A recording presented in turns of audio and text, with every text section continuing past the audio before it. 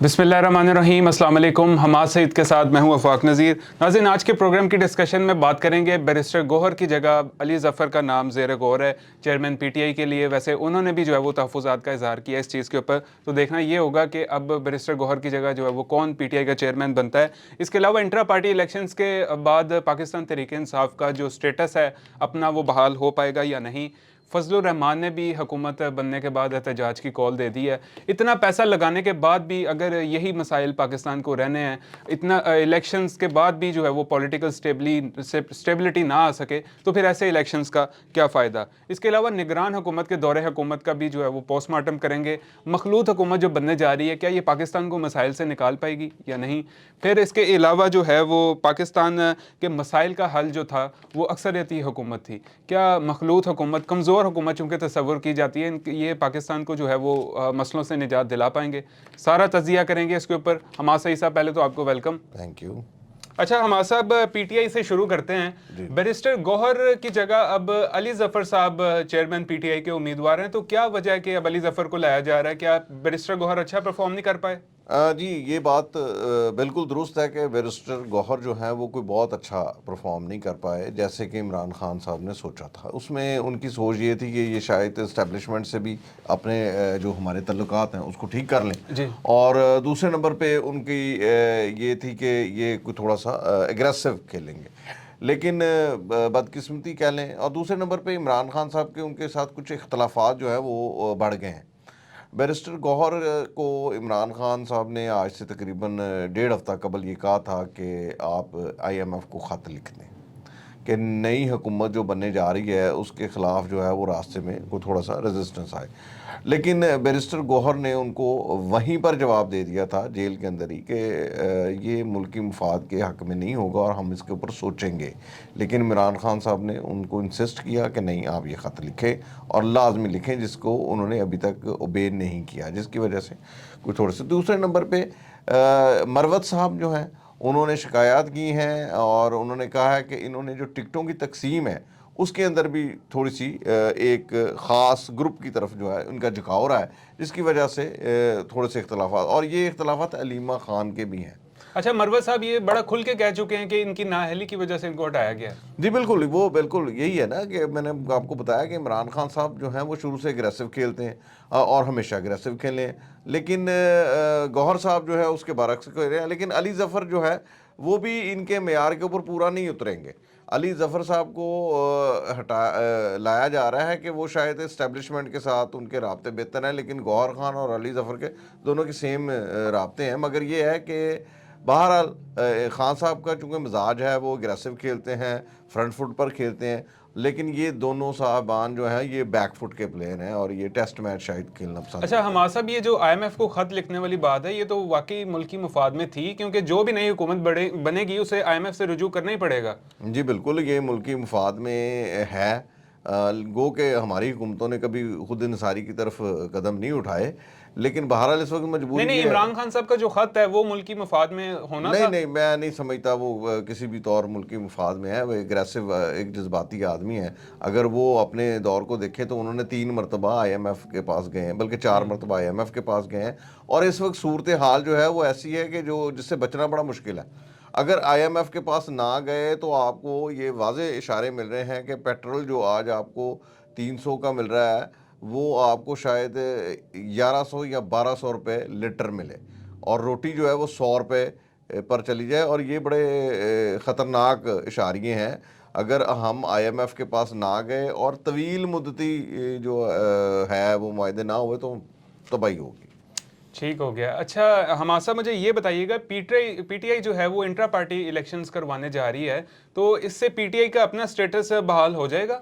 देखें, PTI intra party election करवाने जा रही है, ये चंद इदारों को शायद मंजूर नहीं है अभी फ़िलहाल। अकबर एस बाबर साहब और उनके साथ जो उनके 15 जो हवारी हैं वो एक मरतबा फिर सुप्रीम कोर्ट का दरवाज़ा और इलेक्शन कमीशन का दरवाज़ा खटखटाने जा रहे हैं। गो के 4 लाख आदमी या 8 लाख आदमी एक तरफ खड़े हैं और 15 आदमी एक तरफ खड़े हैं, और 15 आदमी उन 8 लाख अफराद पर भारी नज़र आते हैं। जो मेंबर हैं पाकिस्तान तहरीक इंसाफ के, वो जो मेंबरान हैं वो इमरान खान के साथ खड़े हैं, लेकिन अकबर एस बाबर और उनके हवारी जो है वो एक तरफ खड़े हैं। अच्छा, अब इनको क्या प्रॉब्लम है? अगर वो कानून के मुताबिक इलेक्शन करवा रहे हैं तो फिर क्या मसला है? अब वो कह रहे हैं कि ये तो चेयरमैन ही नहीं है गौहर, और ये पार्टी ख़त्म हो चुकी है। अब ये पार्टी की जो पहले डायरेक्टरशिप थी, जो पहले बड़े ओहदों पर थे, उनको वापस ला के और फिर इलेक्शन करवाया जाए। तो अकबर एस बाबर जो है वो जानबूझकर इस पार्टी की तबाही का पहले भी बायस बना था और आइंदा आने वाले दिनों में भी बनेगा। अली ज़फ़र साहब, आपको लगता है कि खान साहब की उम्मीदों पे पूरा उतर पाएंगे बैरिस्टर गौहर के साथ उनको कंपेयर किया जाए तो? देखें जी, अली ज़फ़र साहब ने कल रात को तो जवाब दे दिया था। जेल में भी उन्होंने कहा कि मैं नहीं कर सकता, और उन्होंने बाहर आके मीडिया में भी बात की कि मैं बामले मजबूरी मैं इस ओहदे के काबिल नहीं हूँ, तो अभी गौहर साहब को ही कंटिन्यू करवाया जाए। अच्छा, अभी इंटर पार्टी इलेक्शंस में कौन है फिर उम्मीदवार? अगर अली देखें ज़फ़र ये साहब इसका फैसला आज या कल में हो जाएगा। ये मेरे ख्याल में ट्यूसडे तक इसको फाइनल हो जाएगा। ठीक है, फजलुर रहमान की तरफ मैं आऊँगा। उन्होंने एहतजाज की कॉल दे दी है हुकूमत के वजूद में आते ही, तो क्या कहेंगे? देखें, एहतजाज की कॉल देना उनका बनता था। एक तो ये है कि मुस्लिम लीग नून ने उनसे वादे कुछ पूरे नहीं किए। दूसरा ये है कि पाकिस्तान पीपल्स पार्टी ने भी उनके साथ वैसा सलूक नहीं किया जैसा वो सोच रहे थे। फजलुर रहमान हमेशा से, आपको पता है कि हुकूमती खिलाड़ी रहा है, हुकूमती इत्तेहाद का खिलाड़ी हमेशा से। और जब वो अपोजिशन में से मुशर्रफ दौर में भी, तो उनका एक पाँव हुकूमत में था और दूसरा अपोजिशन में था। इसी बात पे अपोजिशन उनसे नाला थी। लेकिन इस वक्त जो उनको सबसे बड़ा मसला है वो ये है कि उनको कोई पूछ ही नहीं रहा। घर च कोई पूछता ही नहीं। कोई तो पूछे बाबे नू कि बाबा तू की करना है, लेकिन वो नहीं पूछ रहे। अब देखें ना, वो अपना बलूचिस्तान के अंदर 10 सीटें लेके भी कमज़ोर हैं, और इसके बाद यहाँ पर अगर आप देखें वफाकी हुकूमत में, तो उनको जो उम्मीद थी 7 सीटों की, वो उनको नहीं मिली, जिसकी वजह से वो नाराज़ हैं। मैं तो हैरान ही रह गया हूँ कि फजलुर रहमान साहब के साथ हुआ क्या है। जिस तरह पीडीएम का उन्हें सरबराह बनाया गया, जिस तरह तमाम जमातों ने उन्हें अपना बड़ा बनाया हुआ था, तो अब तो उनको एहसानात लगता है भुला दिए इन्होंने। नहीं, एहसानात नहीं, एहसान उस वक्त भी कोई नहीं था। आप देखें ना, आप पैसे लेके तो पीडीएम के सरबराह बने हुए थे, आपने फ़ायदे नहीं उठाए। अच्छा, आपने कोई फ़ायदा नहीं लिया। आपका बच्चा जो है वो वज़ीर बन गया, और बाकी जो है लोग वो मुशावरत में शामिल रहे। आपने सारे फ़ायदे उठाए हैं उससे। कौन सा फ़ायदा नहीं उठाया? यानी कि ओहदों की जंग है, उन्हें ओहदे हाँ, मिल जाएंगे तो आज उनकी कोई आज जरूरत। आज आज ये ऐलान कर दें कि फजलुर रहमान साहब का बंदा जो है वो बलूचिस्तान का वज़ीर आला होगा।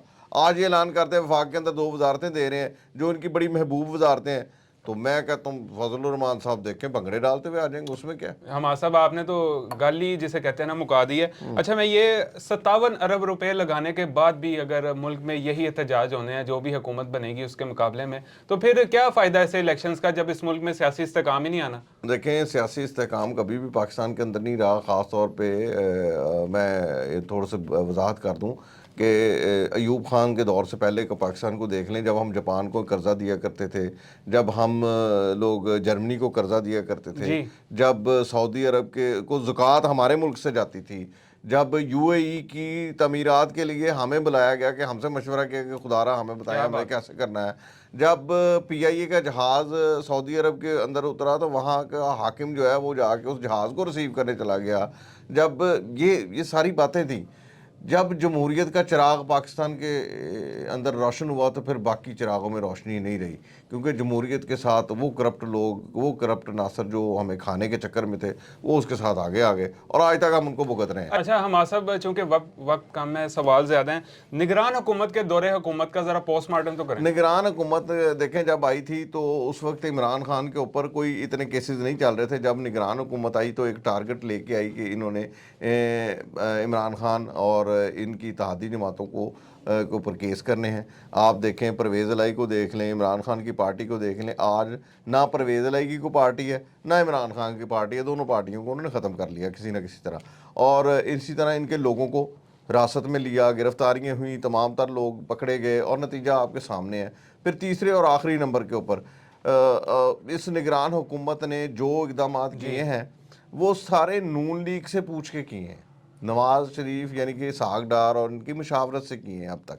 ये ऑन द रिकॉर्ड है, और ये खुद अपने मुंह से मान रहे हैं कि हाँ हमने उनसे पूछ के ये इकदाम। उसके बदले में आप मोहसिन नकवी को देख लें, वजारत आला पंजाब छोड़ने जा रहे हैं और पीसीबी के चेयरमैन बन गए। अनवारुल हक काकड़ को देख लें, वो चेयरमैन सेनेट बनने जा रहे हैं। इसी तरह वो जो साबका वज़ीर दाखिला है, उनको बलूचिस्तान के अंदर जो है वो वज़ीर आला लगाया जा रहा है। یہ تمام لوگ جو ہیں جو ان حکومتوں کے اندر تھے وہ بڑے بڑے عہدوں پر جانے جا رہے ہیں. اچھا مختصر ہماسا مجھے یہ بتا دیں کہ ان کا کام تو بر وقت الیکشنز کروانا تھا، لیکن یہ تو اپنے مقصد سے جو ہے وہ آ کر ہٹ ہی گئے، تو مستقبل میں انہیں ایک اچھی مثال کے طور پر یاد رکھا جائے گا یا انہیں بری مثال کے طور پر یہ حوالہ دیا جائے گا؟ جو لوگ ان سے مستفید ہوئے ہیں وہ ان کو اچھی مثال کے طور پر یاد رکھیں گے، اور جو دیگر لوگ ہیں وہ پھر آپ کے سامنے ہی ہیں. کیا بات. اچھا یہ مخلوط حکومت مدت پوری کرتی ہوئی نظر آ رہی ہے؟ دیکھیں جی، اگر تو ایک خاص طبقہ جو ٹاپ لیول پہ ہے، جو حکومتوں کو ہمیشہ جلا بخشتے ہیں، اگر وہ ان کے ساتھ رہے تو پھر تو یقیناً پوری کر لے گی.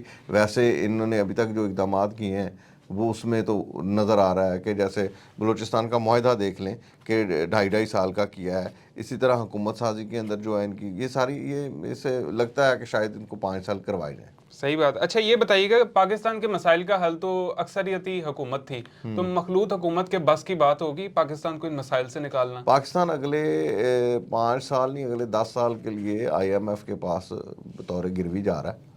اور طویل مدتی معاہدوں کا مقصد آپ سمجھیں، اگر قلیل مدتی معاہدے یہ ہیں تو طویل مدتی کیا ہوں گے، تو آپ اس سے اندازہ لگا لیں. یعنی کہ غریب آدمی کی زندگی مزید تنگ ہونے جا رہی ہے. دیکھیں غریب آدمی کی زندگی جو شاید مزید تنگ ہو، کیونکہ جب IMF کے پاس معاملہ چلا جائے گا آپ تو اپنی مرضی سے کوئی فیصلہ کر ہی نہیں سکیں گے. طویل مدتی معاہدوں کے اندر جو ہے وہ تھوڑی سی شاید اینڈ پہ ریلیکسیشن ہو، لیکن فی الحال مشکل. اگلے 3 سال تو بہت مشکل ہے، ناممکن. اچھا یہ جو پاکستان نے ادائیگیاں بھی کرنی ہیں یہ IMF کے بغیر جو ہے وہ ممکن ہی نہیں ہے؟ ہاں جی بالکل، اسی لیے پرائیویٹائزیشن کا عمل جو ہے نا وہ تیزی سے کریں گے، اور تقریباً 2700 ارب روپے کے جو ہم ہر سال ایکسپینس کرتے ہیں ان کے اوپر، وہ شاید ختم ہو جائے اگلے 1.5 سال میں. بہت بہت شکریہ. ہم صحیح صاحب ہمارے ساتھ موجود تھے، خوبصورت تجزیہ انہوں نے تمام خبروں پہ کیا.